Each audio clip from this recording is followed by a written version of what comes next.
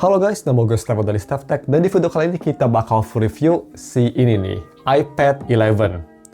Unexpectedly, gue jatuh cinta banget sama iPad ini, terutama dari harga dan value-nya dikasih.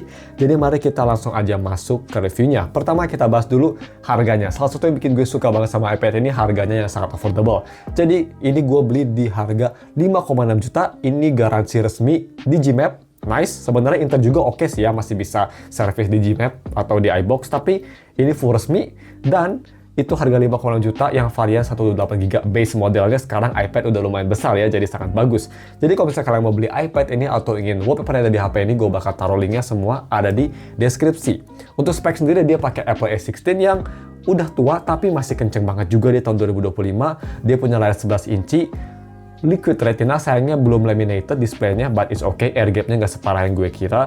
Dan juga dia bisa fast charging sampai 45 watt, terus udah support iPadOS 26 dan bakal support bertahun-tahun ke depan untuk softwarenya khas Apple.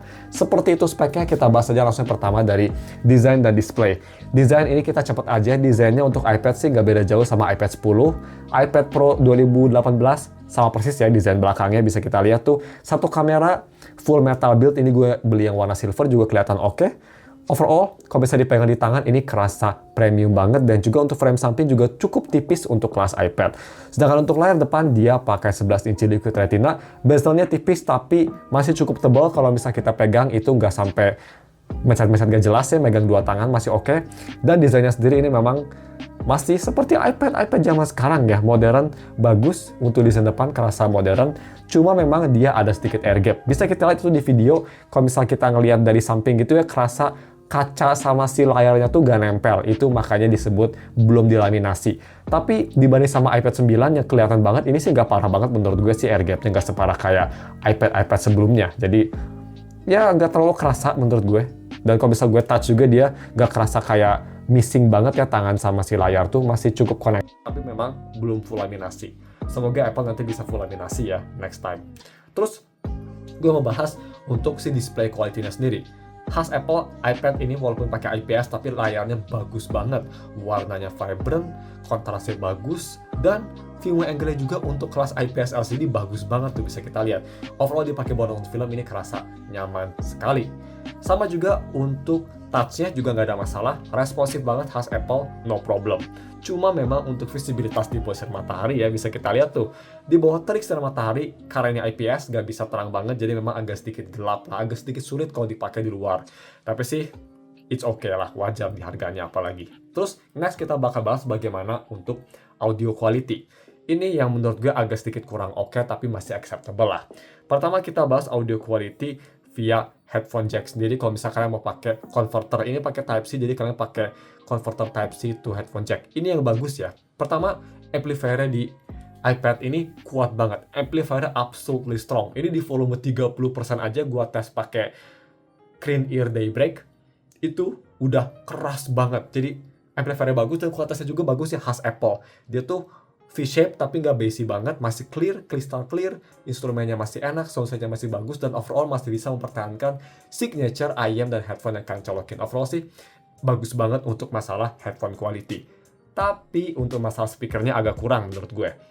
Speakernya dia itu posisinya kalau misalnya kita lagi landscape gini, dia ada di bawah ya, di kanan kiri bawah. Yang atas tuh dia hanya mikrofon. Dan kualitasnya sendiri menurut gue ini B aja. Jadi untuk masalah bass dia bagus, vokal juga kerasa bagus gitu, jernih, powerful. Cuma ada dua kelemahan. Pertama, untuk full volumenya dia nggak bisa keras banget. Menurut gue di full volume, gue kalau dengerin YouTube malam-malam tuh harus di volume sekitar 75% baru keras gitu. Jadi nggak keras banget. Volume stepnya juga nggak banyak. Dan kelemahan kedua yang terakhir, ini dari masalah soundstage-nya menurut gue agak sempit untuk kelas tablet ya. Karena gue expect tuh kalau tablet segede gini, soundstage-nya agak luas gitu. Tapi di sini kerasa sempit banget soundstage-nya. Itu aja sih kelemahannya. Tapi kalau misalnya dibandingin sama HP biasa, bukan tablet ya, HP normal gitu, masih lebih bagus di sini lah ya pas ya, terutama dari clarity vokalnya. Ya untuk lebih detailnya ini dia speaker testnya, kalian bisa cek sendiri deh. Check it out.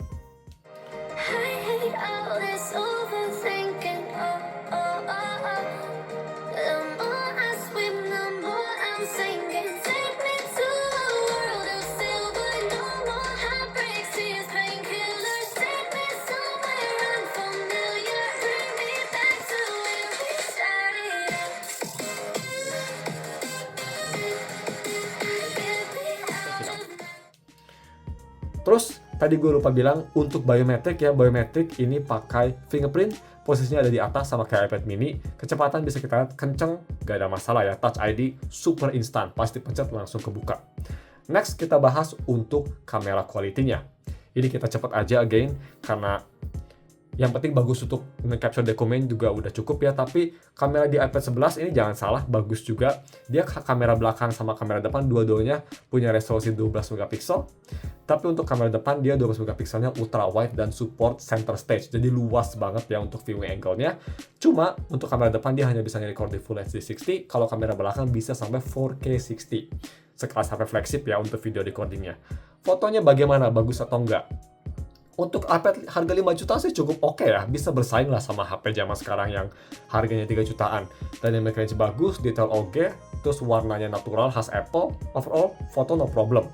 Selfie juga kalau misal kalian orang aneh yang selfie pakai iPad, masih bagus kok, bisa kita lihat foto kerasa natural, nggak ada smoothing nggak jelas, capture time cepat, dan kalau misal kalian mau grup foto di iPad malah salah satu yang terbaik ya, ini bisa luas banget tuh kelihatan. Nice. Oke, seperti itu untuk kameranya, dan untuk video recording, langsung aja kita lihat lebih detailnya. Ini gue nge-record pakai kamera belakang, jadi mikrofonnya posisinya agak kurang bagus ya. Jadi gue naikin dikit dB-nya biar lebih kedengeran. Tapi ya, ini dia tesnya pakai resolusi 4K 60 fps. Check it out! Oke, jadi ini buat kalian yang mau nge-record pakai resolusi 4K 60, orang aneh di iPad, tapi dia bisa 4K 60, stabilisasi kayaknya pretty much nggak ada ya. Ada tapi mungkin sangat kecil, dan untuk mikrofon sendiri dia fokusnya ke depan, jadi mungkin suara gue kedengeran kecil ya, seperti itu. Tapi untuk fokus sendiri ya bagus, dan masih ada kualitas Apple-nya lah ya, yang lebih bagus dari HP 3 jutaan gue bisa bilang, bisa 4K 60 soalnya.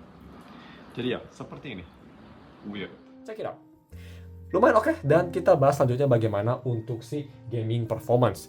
Gaming performance ini pakai chipset Apple A16. Apple A16 ini chipset yang menurut gue cukup bagus di harganya, 5 jutaan, malah dibanding sama tablet lain ini paling bagus ya chipsetnya malah. So that's pretty good. Gua tes udah kemarin tuh, gua tes buat Wuthering Waves sama Zone Zero di channel yang satu lagi, channel yang khusus gaming test. Kalian bisa cek untuk lebih detailnya, di sini kita bakal summary aja. Gua tes Zone Zero, awal-awal itu ada starter tapi itu normal banget, dan settingannya gue kasih tuh high setting ya, pretty much rata kanan semua, dan settingannya menurut gue cukup bagus. Dia performance-nya oke, starter di awal doang, tapi setelah loading dia cukup bagus. Kalau misal lawan musuh masih enak, cuma memang FPS dropnya agak kerasa kalau misal banyak efek ya. Dari 40-50 FPS-an itu bisa turun sampai kayak 30-20 FPS-an. Tapi overall, Zone Zero memang berat banget, jadi it's okay, dan di harganya sih kalau dibanding sama tablet lain ini paling powerful sih menurut gue. Kenceng banget, enak, dan yang gue suka juga gak ada stutter kalau misal udah hilang ya si preloadnya, dan responsif banget buttonnya. Even kalau FPS-nya turun pun buttonnya masih responsif. Itu salah satu hal yang hanya bisa didapetin di iOS ya. Nice. Terus bagaimana untuk main game rhythm? Kayak misal Project Sekai gitu. Bisa kita lihat, itu gue main Project Sekai di bukan resolusi, difficulty tinggi, masih enak. Tablet, iPad ya, iOS iPad tuh menurut gue salah satu device paling enak buat main Project Sekai. Cuma sayangnya karena layarnya hanya 60Hz, gak bisa 120Hz sayangnya di Project Sekai. Tapi overall sih masih nyaman, fun, dan gak ada masalah sama sekali. Masih one of the best device buat main Project Sekai atau rhythm game lainnya. Tablet sih the best ya. Terus kedua mungkin di iOS kayak iPhone. Terus kita moving on ke UI sendiri. UI ini yang pasti gue nggak bakal install iPad OS 26 ya, karena pas video ini kita record dia masih di beta, ini masih di iPad OS 18 ya, jadi belum sampai 28. Overall, day-to-day performance sih kerasa cepet ya, dipakai multitasking tuh bisa kita lihat, split screen, smooth banget, ini jauh lebih smooth daripada misal iPad 9, jauh lebih smooth, ini kayak pakai iPad atau device flagship lah, kenceng, multitasking kenceng banget, launching aplikasi kenceng, dan gak panas sama sekali, karena memang A16 gak se-power hungry atau nggak sepanas misal M1 gitu. So that's nice. Day-to-day performance absolutely flawless, kenceng banget. Seperti itu untuk day-to-day-nya, gue sih suka banget ya. Dan gue benar-benar excited pas ada iPad OS 26.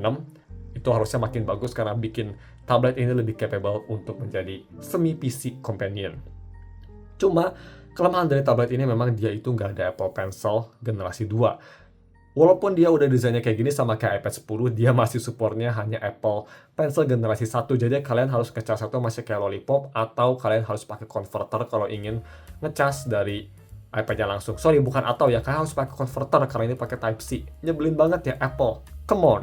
Tapi ya, whatever.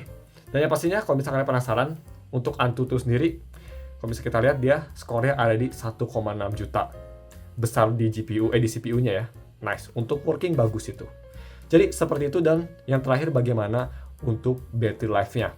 Baterai cukup besar di 28 watt-hour. Apakah bagus baterainya? Dan gue bisa bilang baterai ini khas iPad lah. Nggak bagus banget tapi nggak jelek banget juga. Kalau misalnya kalian light usage ya kalian bisa pakai iPad ini 2-3 hari kalau misal light usage. Kalau misal kalian pakainya jarang, hanya bisa di standby gitu, sering dikunci si iPad-nya, ini bisa cukup tahan lama iPad-nya.